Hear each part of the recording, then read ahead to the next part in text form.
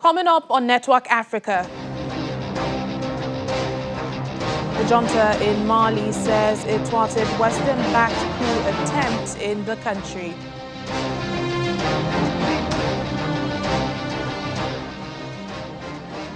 Battles in Libya as rival Prime Minister tries to seize power. Plus,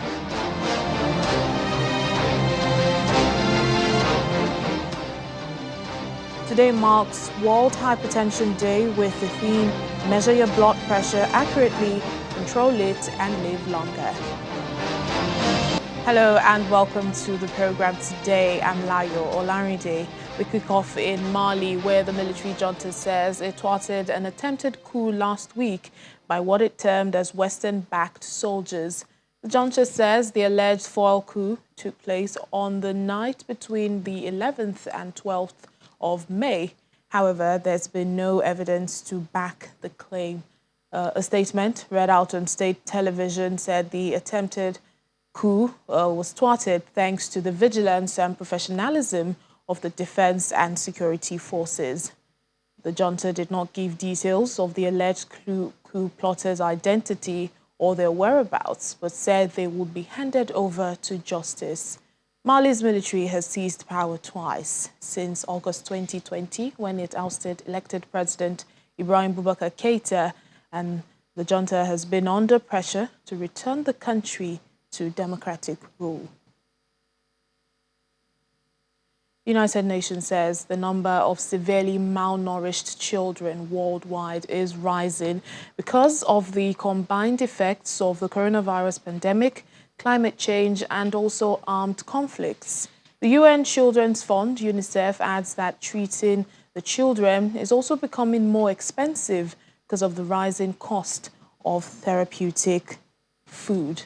The agency highlights two regions, Afghanistan and the Horn of Africa, as being particularly at risk. In Afghanistan, over 1 million children are expected to suffer severe malnutrition. That's double the number back in 2018. Here in Africa, in the Horn of Africa, the severe drought has also set in, and UNICEF says that figure could reach 2 million. Well, UNICEF also says that at least 10 million of their children are currently wasted. That is, 2 in 3 do not have access to the most effective treatment for wasting. Well, in a bid to prevent this, UNICEF is urging that children need immediate care to avoid damages to their bodies. The United Nations Children's Fund warned in a new child alert that the number of children with severe wasting was rising even before the war in Ukraine threatened to plunge the world deeper into a spiraling global food crisis, and the situation is getting worse. An overlooked child survival emergency shows that in spite of rising levels of severe wasting in children and rising costs for life-saving treatment, global financing to save the lives of children suffering from wasting is also under threat. I'm here in Gade, in Somali region, Ethiopia, where 3 consecutive failed rainy seasons have left children on the brink of starvation. Across the Horn of Africa, at least 10 million children are facing severe drought. More than 1.7 million of these children are severely wasted, like some of the children seeking treatment here in this field hospital. If the rains fail again, this number could rise to over 2 million severely wasted children. Currently, at least 10 million severely wasted children do not have access to the most effective treatment for wasting. Worldwide, a staggering 14 million children under the age of 5 suffer from severe wasting. About a quarter of them live in emergency zones, like this part of Ethiopia. But 2/3 live in places that are not facing humanitarian crises, including Bangladesh and India.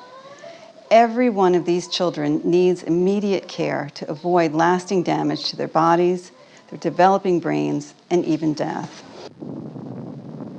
Meanwhile, the price of ready-to-use therapeutic food is projected to increase by up to 16% over the next 6 months due to a sharp rise in the cost of raw materials.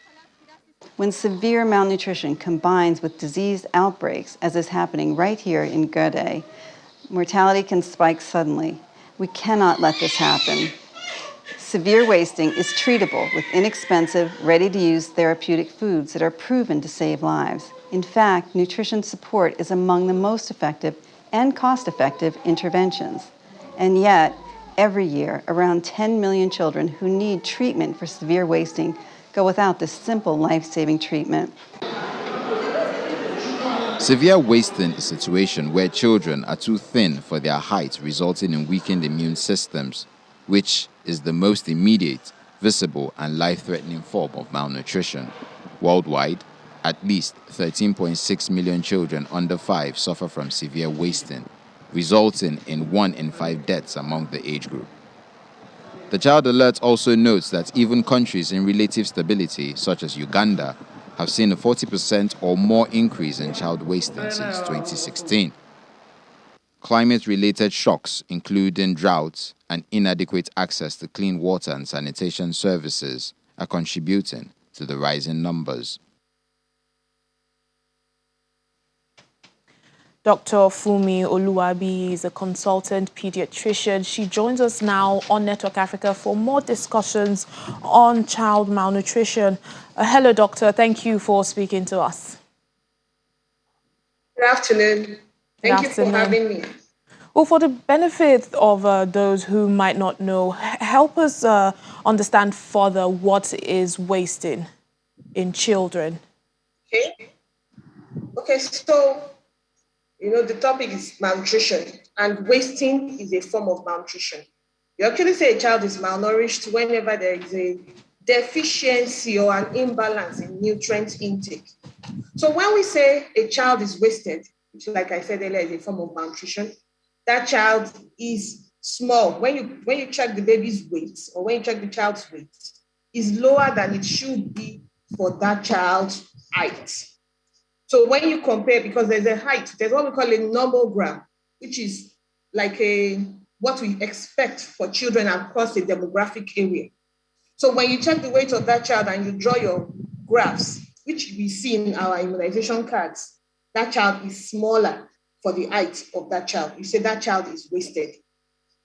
And wasting really is a form of acute, what we call acute malnutrition. So it usually indicates a short or a recent exposure to inadequate nutrients, to inadequate nutrition, like what you have when a child has been recently very ill, or what you have in children who are displaced, let's say like in the northeastern part of the country, where you have displaced children. They've had access to care and food earlier on, and now they are displaced and they go to an IDP camp. They do not have access to the same kind of food they were having at home. So a lot of them will end up being wasted. If this is not corrected on time, they actually go on to become stunted. So even the weight and the height will be lower than expected for that age. And these are quite severe conditions. We can categorize it as a mild, moderate, severe. For those who are moderately or severely wasted or stunted, they are more likely to die.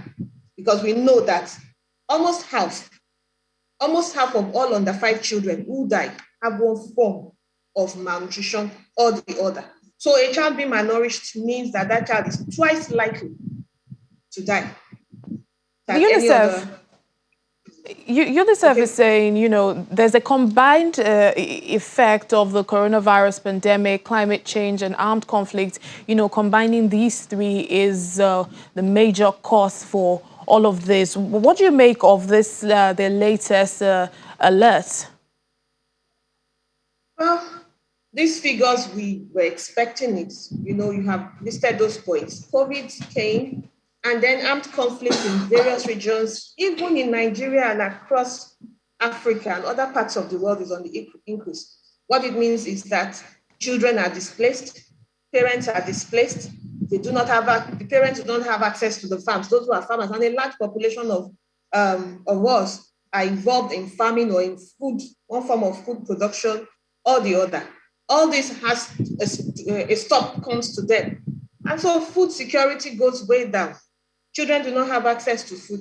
So of course the outcome is wasting, stunting, and malnutrition.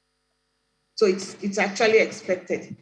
And the figures are rising. Even in Nigeria here, we're having more and more children being exposed to acute and chronic shortage of food and nutrients. And we're having an increase in the number of children who are wasted and stunted. So doctor, and is there... This has a lot of... Okay? You can continue. I'm listening. Okay, I was going to ask... This has effect on the child themselves, on the children. Is that what we're talking about? Yes, of course, this has a lot of effects on the children. I was going to ask that, what would be your solution? You know, is there a solution to this? Okay. So, of course, we know the major issues. Conflicts has to be resolved. But children coming, and I think, let me use the Lagos State model.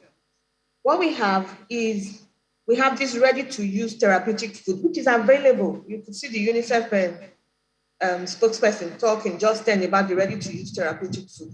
They're actually food with high calorie, high content, high nutrients that you don't have to store. They have a long shelf life and they do not require any refrigeration. So as such, you can deploy them to every part of the world, every part of the country. Now, these feeds, they come in a small sachet, and once a child getting access to one of this sachet per day, it's actually been shown that we can reverse and actually stop malnutrition in these children. So children need to have access to these ready-to-use feeds, particularly in areas where they are more prone to malnutrition, like we are itemized in the northern part of the country, and in areas where conflict is quite high. Now, where children come in, we need more healthcare workers. We need this food being available, this sachet. They are relatively inexpensive to produce. And so we need more attention on them, and we need them available in the hard-to-reach region. If you look at what we have in Lagos State, we have them at the primary health centers. So anybody coming in for immunization, or even the well baby clinic, any child coming in contact with a healthcare worker, first thing we do for everybody is to check their weight. You check the weight and you compare them to the nomogram I talked about earlier. And then you know this child is wasted, this child is stunted. You can even catch them earlier before they have overt manifestation of malnutrition. And then you can put them in contact with facilities that have these ready-to-use foods. And they can be monitored. So you usually give them in small batches, and then we monitor, we keep checking the weight, we keep checking the height of these children to ensure that we reverse malnutrition in them. So that's something that we can employ on a global scale. Anywhere we have the health workers, even in conflict zones, once they come in contact with children, we check their weight. And then these feeds need to be available in all those areas. So more effort, more funds need to be made available to companies and countries that can produce these feeds. Yes. Dr. Fumi Oluwabi, consultant pediatrician, thank you. Thank you so much for speaking to us. You're welcome. Today marks World Hypertension Day.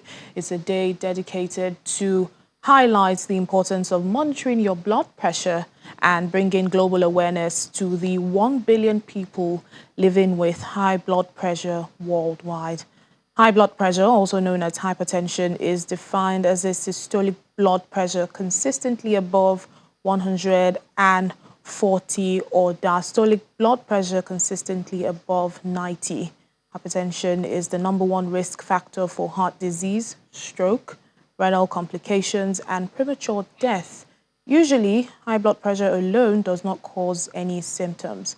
Fortunately, medical experts say hypertension can be prevented and managed by checking your blood pressure regularly and also through treatment. We have more stories for you on Network Africa, including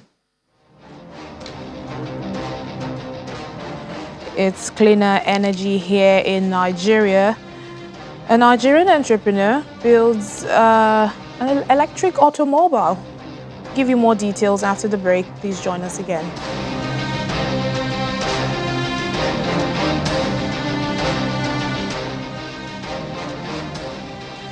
Thanks for staying with us. Welcome back to the program.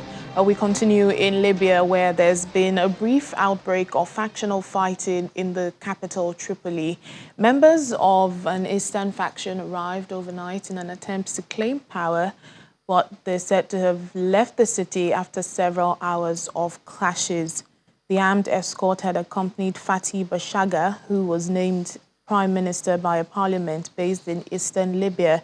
He's been trying to take over from Abdulhamid al-Deiba, who was appointed prime minister after UN brokered negotiations last year.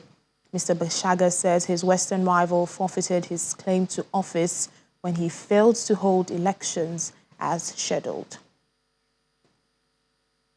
President Umaro Sissoco Embalo of Guinea-Bissau has dissolved the country's parliament and said early parliamentary elections will be held this year to resolve a long-running political crisis. Tensions between parliament and the presidency have gripped the West African nation for months. Back in February, Embalo survived the most recent coup and assassination attempt. In his statement, President Embalo said that the National People's Assembly had defended and protected deputies heavily indicted for crimes of corruption, harmful administration and embezzlement. The presidential decree said parliamentary elections will be held in December on the 18th. The former Portuguese colony of about 2 million people is notoriously unstable and has suffered 4 military coups since 1974, the most recent one in 2012. U.S. officials say President Joe Biden has approved the redeployment of U.S. troops in Somalia, reversing a decision by his predecessor, Donald Trump.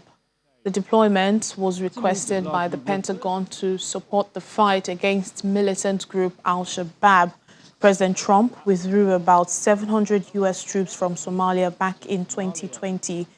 The move was to re-establish a military presence in the East African country, and this comes as long-overdue elections delivered a new president on Sunday.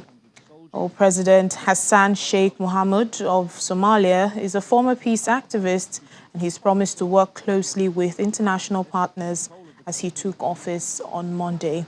Somalia has suffered from decades of chronic insecurity, and the Islamist militants who once controlled the country still hold large swaths of it and continue to collect taxes in places.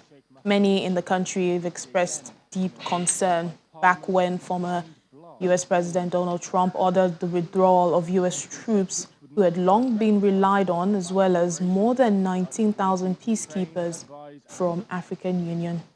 U.S. President Joe Biden has ordered the redeployment of hundreds of ground troops to Somalia, officials said on Monday. In the Democratic Republic of Congo, the country is marking 25 years since the collapse of the authoritarian rule of Mobutu Sese Seko. Mr. Mobutu ruled DR Congo, when it was known as Zaire, for more than 30 years, but fled the capital Kinshasa on the eve of 17th of May 1997 as rebel troops advanced on the city. Then rebel leader Laurent Kabila seized power and renamed the country the Democratic Republic of Congo. Mr. Mobutu Sese Seko died later that year in exile in Morocco, where he was buried. In 2013, President Joseph Kabila said the government will repatriate the body, but no action followed the announcement. Mobutu's critics accused him of being a ruthless and corrupt ruler who crushed internal dissent and plundered DR Congo's mineral resources. Well, the 17th of May is now a national holiday in DRC when the country celebrates its armed forces. The parade is to take place in Kinshasa to mark the day.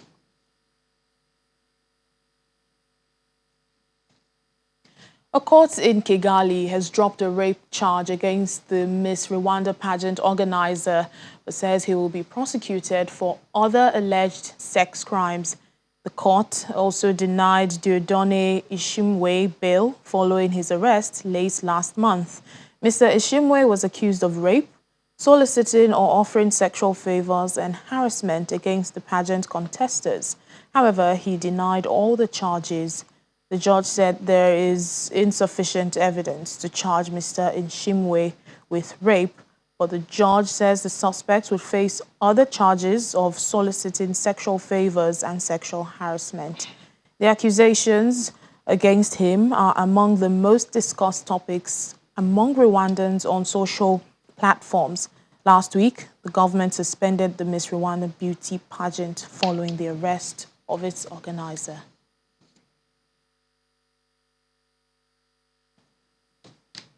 Over in Kenya, the 9th Africities Summit begins today and will run until the 21st of May in the country's lakeside city of Kisumu.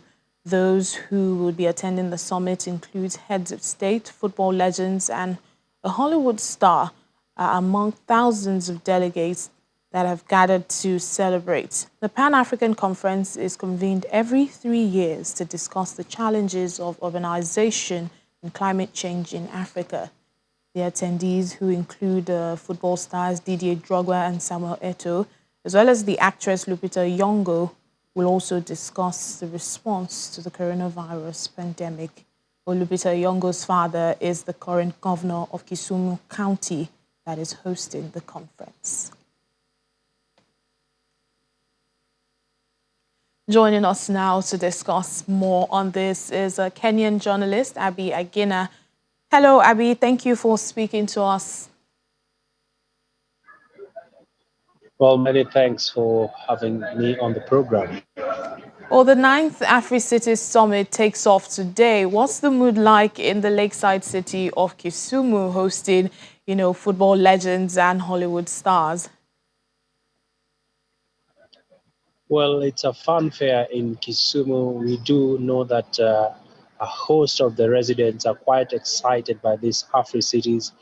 Just a quick snapshot shows that a majority of them are excited to the point where they've seen a booming business from the airlines as well as to the big stars that are in the city, including the two football big names, that is Samuel Eto'o and Didier Drogba, as well as Lupita Nyong'o, making their visit to the lakeside city. The mood right now, as we speak, is more of a carnival-like, because the Africities was meant to be hosted in actually last year, but because of the COVID-19 pandemic, it kept being moved. So finally, it is relief for the residents, as well as a big show of investment, especially for the hospitality community. And this is just a glimpse of what to expect. It's going to run for 5 days. Today, we did see President Uhuru Kenyatta, the Kenyan president, open the forum officially, where he also rallied African leaders to ensure that the role of the urban cities is more of an intermediary role, thereby putting many to look at the urban development plans that they have for their various cities, even as many cities continue to face challenges from flooding to congestion. And all this will be forming a big theme for this year's Africities. All right, Abby, would have to leave it there, but in the course of the week, I'm sure we'll talk to you more about how the summit is going. Thank you so much, Abby Agina, Kenyan journalist there in Nairobi. Thank you for having me. Finally, on the program, Nigerian entrepreneur Mustafa Gajibo has been converting petrol minibuses into electric vehicles at his workshop. But he's now going a step further to build a 12-seater battery-powered bus fitted with home-style air conditioner. Let's see how he does that. Passengers scramble to enter Mohammed Lawan's minibus, locally known as Berbera, at a bus stop in Maiduguri. The minibus gives passengers more comfort, lower transport fare, while also being environmentally safe. Lawan's bus is one of several newly converted electric buses that's being distributed to drivers in the state. Customers are enjoying the car because they are sitting comfortable. Those that are using fuel, they are taking them 4 per seat and 70 naira. Our car, we are carrying them 3 per seat, and it's 50 naira. So the car is very, very nice, very, very okay. The bus is a brainchild of a Nigerian entrepreneur, Mustafa Gajibo, who has been converting petrol minibuses into electric vehicles at his workshop. The university dropout and resident of Maiduguri in Nigeria's northeast says rising global oil prices and pollution caused by fuel cars inspired him to start converting the buses to electric vehicles. You can see we always have prices of fuel are going up, prices of transportation are also going on, and then you can see the damages normal vehicles, that's the petrol-powered vehicles, diesel-powered vehicles, are causing to our environment. So I came up with this technology to solve all this problem. For now, Gajibo has one charging station powered by solar. Cost is a very key thing we put into consideration when designing our buses and our vehicles at large, because it doesn't make sense to produce a technology that people cannot afford. So we are always trying to see how we bring down the cost of our production, so as our selling cost will be also affordable for people. For driver Mohamed Lawan, who has been unemployed in the past 4 years since he left school, is getting so many passengers and now making enough money and finally thinking of getting a wife. Since when I finished my school, I have no job, but for now, as I get the job, all my plan now is all about to have the family. Because as I got this job now, I thank God, now I can face the family issues.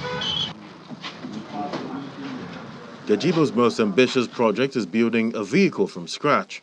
When done, it can cover up to 200 kilometers on one charge.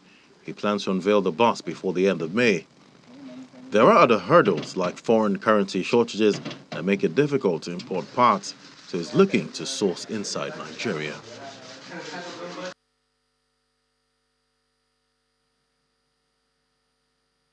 And that's it on the program today. Thank you so much for watching. I'm Layo Olarinde. Bye for now.